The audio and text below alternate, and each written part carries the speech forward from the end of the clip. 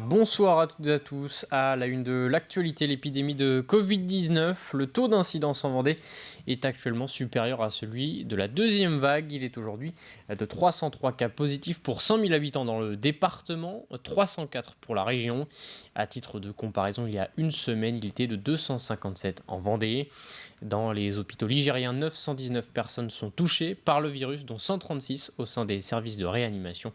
La Vendée recense 114 patients atteints du Covid, dont 17 en réanimation.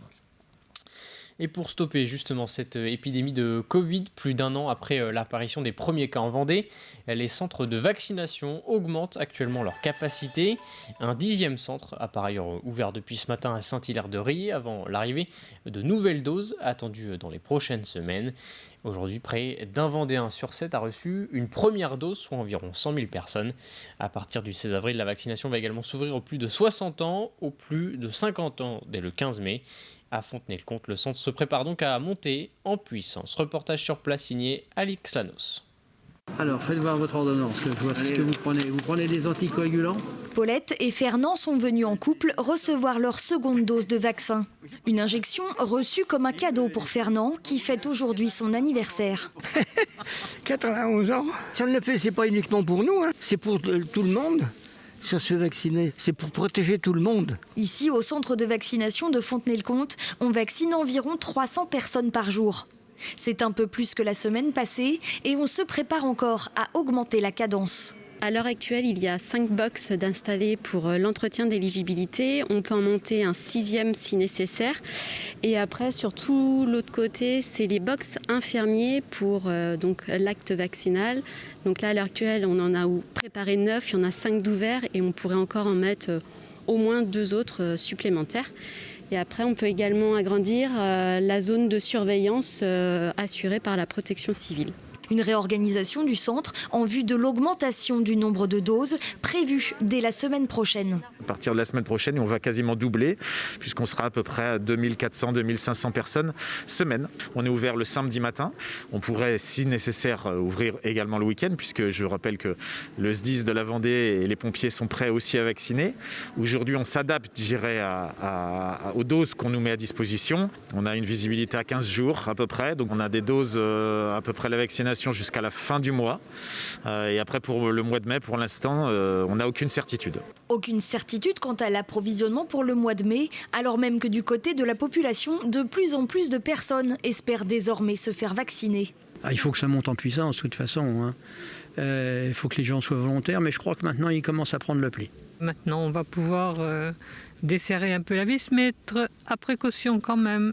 Alors on va attendre une quinzaine de jours tranquillement, puis après on ira peut-être voir les enfants à droite à gauche, quoi. Et c'est pour répondre à un maximum de demandes qu'un 10e centre de vaccination a ouvert ses portes sur le département ce mercredi à Saint-Hilaire-de-Riez. Et puis à la Tranche-sur-Mer, c'est une campagne de dépistage qui se déroulera demain de 10h à 17h à la salle Lonis. Les personnes qui ont pris rendez-vous pourront se faire tester grâce à des tests antigéniques ou salivaires pour les enfants de moins de 11 ans. Une campagne organisée pour détecter rapidement les personnes infectées alors que le virus circule activement au sein de la commune, tout comme à la Barre-de-Mont où une opération similaire se tiendra lundi prochain, le 12 avril. Le taux d'incidence dans la commune est actuellement de 637 cas positifs pour 100 000 habitants. Et à l'origine de ces campagnes de vaccination ou de dépistage depuis le début de l'épidémie, les agences régionales de santé. Ce mercredi, une manifestation avait justement lieu devant les locaux de l'ARS à La Roche-sur-Yon. Parmi les points de contestation, le manque d'accès aux vaccins pour chacun, la fermeture des services publics ou encore la problématique des déserts médicaux. Ce qui nous inquiète, c'est l'accès de toutes les Vendéennes et les Vendéens aux soins et à tous les niveaux. Donc parce que c'est une réalité, tous les Vendéennes et les Vendéens n'ont pas accès aux soins. Je prends juste l'exemple par exemple de La Roche-sur-Yon, mais il y a d'autres exemples à Luçon et partout ailleurs, où par exemple à La Roche-sur-Yon, il y a 8000 personnes, 8000 habitants qui n'ont pas de médecin référent, qui n'ont pas de médecin traitant. Et donc nous avons constitué un collectif pour que ce ne soit pas le parcours du combattant pour les uns et les autres.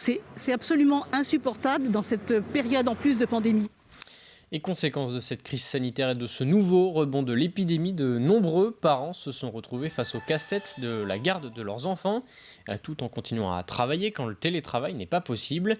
Un casse-tête également pour les employeurs qui se retrouvent parfois en manque d'effectifs. Une nouvelle fois, chaque société a dû s'adapter et réorganiser les plannings. Exemple au sein des boulangeries Barbarie à La Roche-sur-Yon, Pierre Dalicieux. Dans cette boulangerie, il a fallu s'organiser avec la fermeture des écoles, des crèches et des maisons d'assistantes maternelles de plus de 10 enfants. Certains ont pu malgré tout venir travailler. Un soulagement pour cette salariée.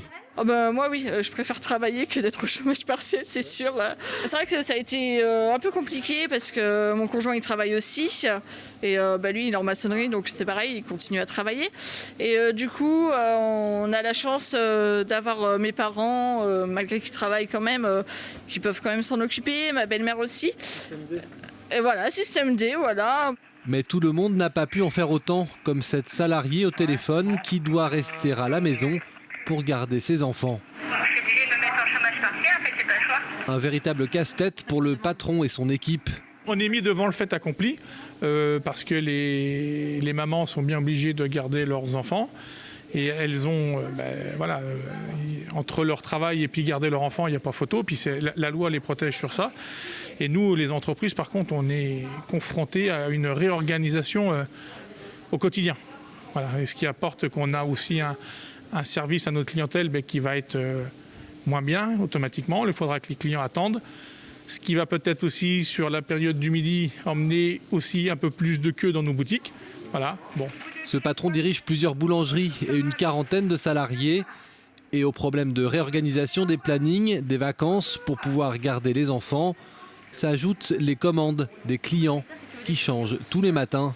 Il y a la gestion du personnel et toutes leurs demandes par rapport aux nouvelles mesures, mais il y a aussi les changements de quantité au niveau des commandes par nos clients, où là on est aussi un peu submergé par les écoles fermes, où les centres de loisirs sont modifiés au niveau des effectifs, donc ils nous appellent aussi pour modifier les commandes, donc ça veut dire on les reçoit au bureau, on transmet en production.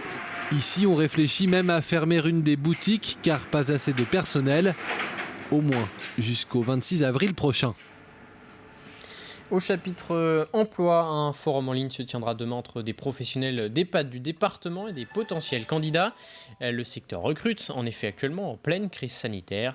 Les offres ne concernent pas seulement les professionnels de la santé, des demandeurs d'emploi ou des personnes en reconversion peuvent décrocher ces postes. Le but de cette action à distance est ainsi de faire découvrir les différents métiers que l'on peut trouver dans un EHPAD.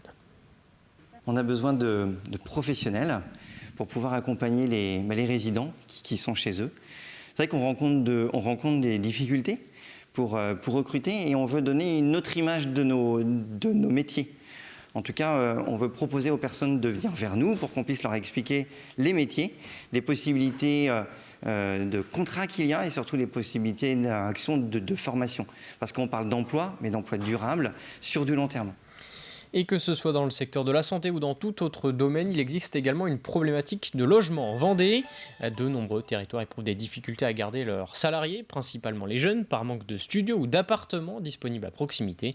À Chantonnay, 33 logements sont en construction à destination de jeunes actifs ou des apprentis qui travaillent autour de la commune. On a pris en compte le fait que les entreprises avaient non seulement des difficultés à recruter, mais elles avaient des difficultés à recruter parce qu'elles avaient du mal à loger leurs jeunes apprentis ou leurs jeunes étudiants. Les loyers s'étendent en brut entre 440 et 480 pour les T1 bis notamment, mais avant l'incidence de l'APL. Et à la sortie, pour un jeune qui n'aurait pas de ressources, bien sûr, ou très peu de ressources, à la sortie, la charge nette va se situer entre 80 et 120 €. On termine ce journal avec les conditions climatiques et le retour des températures négatives. La nuit dernière et au réveil ce matin, le thermomètre affichait entre -2 et -3 degrés par endroit. Une situation qui inquiète les vignerons, les arboriculteurs qui craignent que leurs raisins, pommes ou poires par exemple, ne soient détruits par le froid. Alors pour lutter contre ce gel, les professionnels anticipent et mettent en place des techniques spécifiques pour protéger leur récolte. Explication, Alexia Janet. Toute la récolte de ce vignoble se joue en ce moment même. Aurélien Bourdin doit protéger les bourgeons du gel la nuit. S'il n'y arrive pas, c'est une partie de sa production qui sera perdue. Le risque qu'on a quand on a dégelé, c'est que sur ces feuilles-là, il y ait de l'humidité même à l'intérieur, et ça forme un glaçon à l'intérieur. Donc s'il fait -1, ça va faire un glaçon. Si le soleil tape trop vite dessus, à l'intérieur, ça va brûler. Donc ça, c'est un risque de perte de récolte à long terme. Si cette année on gèle, il n'y aura pas de récolte en 2021. En 2022, ce sera très compliqué d'avoir les bourgeons pour tailler, les choses comme ça. Donc 2022 sera aussi affecté et on récupérera en 2023. Et pour éviter d'avoir des pertes, il a décidé d'épandre du soufre, une poudre qui a la particularité d'émettre un gaz chauffant. S'il le fait à titre expérimental sur une trentaine d'hectares, c'est bien moins onéreux que la majorité des autres dispositifs. Protéger les cultures, alors il y a différents moyens. Il y a soit les bougies qu'on voit dans les vignobles, qu'on allume, ça peut monter jusqu'à 3 à 4 000 euros de l'hectare. Et nous, ce produit-là, dès l'essayer, on va être peut-être à 20 euros de l'hectare. Dans ce verger où l'on cultive des kiwis, des pommes et des poires, ces producteurs ont opté pour une autre solution. Pour protéger en fait nos bourgeons et ramener un petit peu de chaleur, on fait brûler des bottes de foin. Donc ça crée une couverture nuageuse, ça dégage de l'air chaud, ce qui évite à l'air froid de tomber. Une protection qui devient de plus en plus importante. À cause des printemps toujours plus précoces, les bourgeons sont davantage fragiles face aux gelées de la saison. On a un printemps comme depuis 6 ans où il y a du gel tardif en fait, beaucoup de gel tardif. Et là cette année, ce qui se passe c'est que c'est surtout du gel tardif mais avec des températures très négatives. Donc en général on peut être à -1, -2. Si les producteurs restent sur le qui-vive, pour l'instant, aucune température négative n'est à prévoir ces prochains jours. C'est la fin de cette édition, merci de votre attention, très bonne soirée sur TV Vendée.